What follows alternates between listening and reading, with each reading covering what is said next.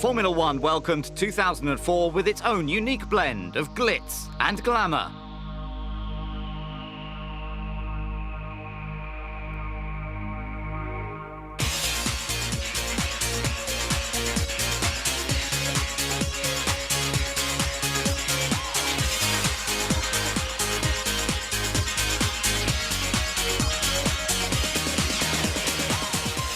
Once the launches were out of the way, the teams got down to the business of winter testing. Reigning champion Michael Schumacher has no reason to swap Rubens Barrichello for a new teammate. McLaren and Williams retain their strong pairings, but Ralf Schumacher and Juan Pablo Montoya have a radical new design on their hands to take the fight to David Coulthard, Kimi Raikkonen and, of course, Ferrari. Takuma Sato joins Jenson Button at BAR, while Felipe Massa returns to Sauber with Giancarlo Fisichella. Jarno Trulli and Fernando Alonso are retained by Renault, while Cristiano De Massa and Olivier Panis remain on Toyota's payroll. Rising star Mark Webber is joined by Austrian Christian Klien at Jaguar. Formula 3000 ace Giorgio Pantano joins Nick Heidfeld at Jordan, while Zolt Baumgartner and Gian Maria Bruni complete the lineup at Minardi. And with Australia fast approaching, who's most likely to come out on top? I think it's no point to talk too much about it. Let's see it, mate.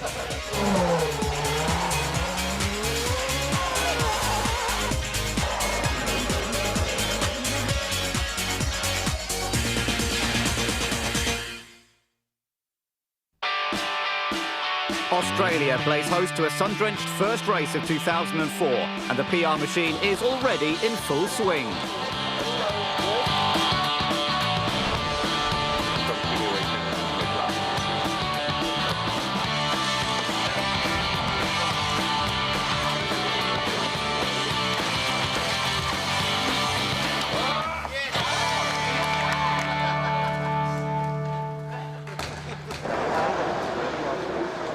It's not all fun and games. The serious business of setting up is well and truly underway as the teams prepare their workplace for the weekend in Albert Park.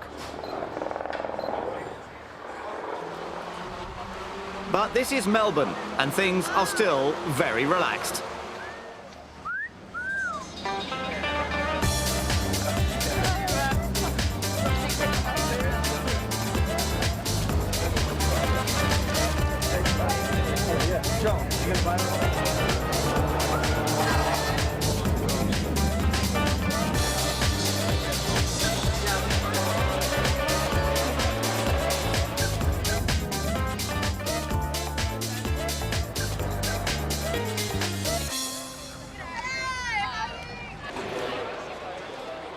As always, the drivers take up their positions in front of the cameras. But some are more comfortable there than others. It's not just the drivers who are lapping up the spirit. It's fantastic. The weather's good, atmosphere's good. The best atmosphere you'll ever see in the world. The beer's good, yeah, it's Don't great. forget it's your shout. Yeah. So who is everyone cheering for? Weber. Silly only question. Weber. The rest is mere detail. Montoya, all the way, son, all the way. You know the Aussie saying, throw another shrimp on the barbie? Well, let's throw another shroomie on the barbie this year. Forza Ferrari! New rules for this year restrict teams to one engine per car per weekend. Qualifying is still a one-lap shootout, but both sessions are on Saturday.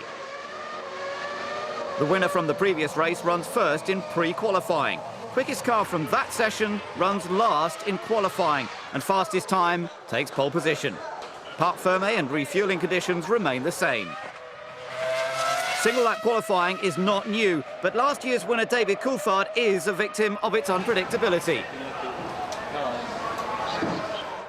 He loses it in the final corner, leaving him 12th on the grid.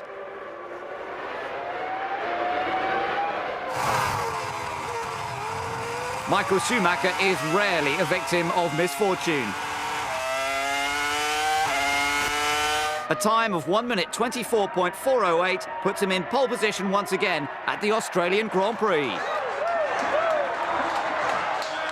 Teammate Barrichello makes it an all-Ferrari front row, with Montoya and Button not far behind.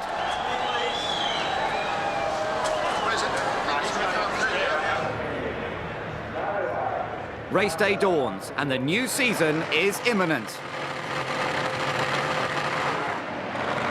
Launch control is out, but any hope of Montoya chasing the Ferraris is gone in a flash of blue and yellow. Juan outbrakes himself and ends up on the grass and in 8th position, while Alonso sets about halting Michael and Rubens. But they're a dominant force at the front. This sight will not make Giancarlo Fisichella too happy. He may have swapped teams with Heidfeld, but he didn't join Sauber to study the rear wing of a Jordan. He tries pushing him to the limit, but Nick is not fazed and holds his position.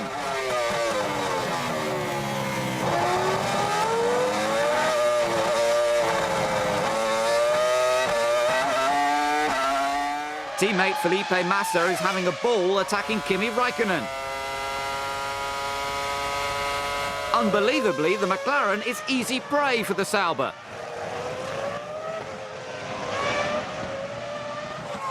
While Kimi doesn't take it lying down, his car is not up to the job. A loss of water pressure causes his engine to fail, and he becomes the first retirement of the season. Not the title that McLaren wanted. For sure, we wasn't expecting to driving on 10th place and not going anywhere. It's for sure disappointing, because we shouldn't be on that position. We should be fighting on the first place, and I think so no one is happy. Massa hopes his seat at Sauber could open the door to a drive at Maranello, but this spin won't impress anyone. Renault are keen to cut it with the big guys, and Jarno Trulli is keeping one of the biggest at bay. He's been tipped as Michael's most likely nemesis, but things haven't quite gone to plan for Juan Pablo Montoya. Fisichella and Heidfeld are in close company once again, but Giancarlo knows he has the quicker car and won't waste any more time behind the Jordan, no matter how close it gets. At the end of 2000, Williams dropped Button for Montoya, but it's the BAR that has the upper hand for the moment.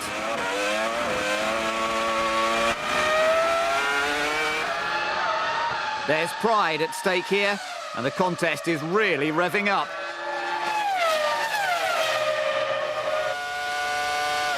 Montoya looks to have it easily. They're side by side, but Jensen keeps battling until he runs out of track.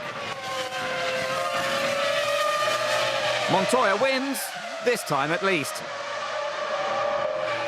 Waved blue flags were usually for Pantano's opposition in Formula 3000, but this is the harsh world of Formula 1, and something he'd better get used to. Third-placed Alonso is a man on a mission. He can't hang around if he's to contend with the Ferraris ahead. Williams have not closed the gap on Ferrari. In fact, it's almost a lap difference when Montoya and Schumacher make their final stops.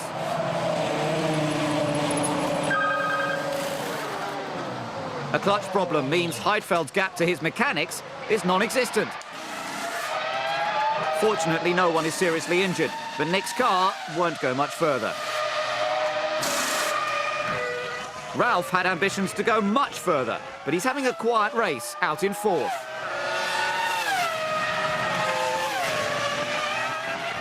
Michael's race looks equally peaceful, but Schumacher Sr. has got the luxury of having everything under control at the front.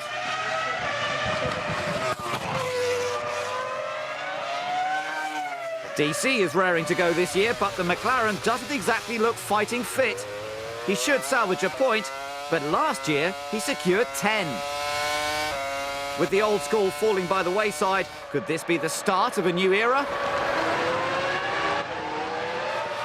His challengers may have changed, but it's still Michael Schumacher who takes the flag for the first time this year, and the 71st of his career.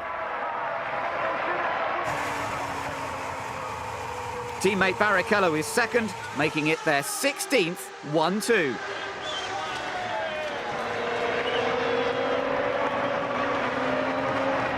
Alonso finishes a well-deserved third. Getting on the podium at the first race with the Ferraris certainly puts Renault right on track for the rest of the year.